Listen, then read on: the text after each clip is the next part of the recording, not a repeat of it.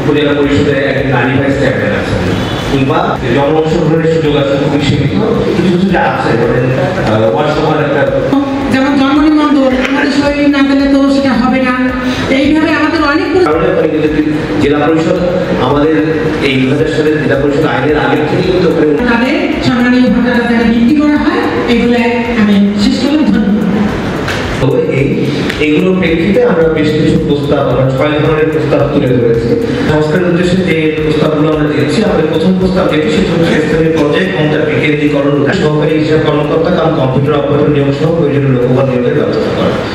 জনসংখ্যা যেহেতু তারপর থেকে ওই যে উপদেষ্টা পরে এমপি ইউনো যেটা হয়েছে যে রাজনৈতিক হস্তক্ষেপ রয়েছে, ইউনো বড়রা উপজেলা চেয়ারম্যান এই কথা আমরা বলছি না যে ডিসি করবেন বা কে করবেন সেটি সরকার নির্ধারণ করবে, নব সরকার বাস্তবায়নের উদ্যোগ গ্রহণ করে। একটু আগে আমি যেটা বলেছিলাম যে ওই যে এক একটা সেবা তাহলে বারবার ওই একই রাস্তা করতে হয় না, এই সমন্বয়টার জন্য নব সরকারের বিচ্ছিন্ন। সেই জন্য আমরা মনে করি উপজেলা পরিষদে যেরকম উপজেলা পরিষদ বলছি অত্যাবশ্যকীয় গণপরিষেবা যেমন শিক্ষা, স্বাস্থ্য, কৃষি ইত্যাদি স্থানীয় সরকার প্রতিষ্ঠানের কাছে পূর্ণাঙ্গভাবে ন্যস্ত করা আলাদা জায়গা।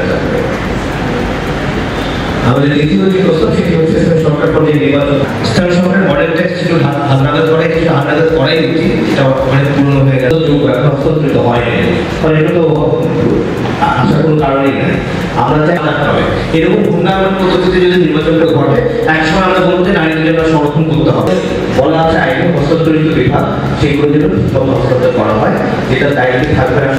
এবং উপজেলা ভাইস চেয়ারম্যানের ভূমিকাও দায়িত্ব সুনির্দিষ্ট করা ও কার্যকর করা, কারণ হচ্ছে উপজেলা ভাইস চেয়ারম্যান পৌরসভা সিটি কর্পোরেশন ওয়ার্ড সংখ্যা জনসংখ্যার ভিত্তিতে বৃদ্ধি ও পুনর্নির্ধারণ করা, সরাসরি সচিব না বলে এভাবে বলা হলো।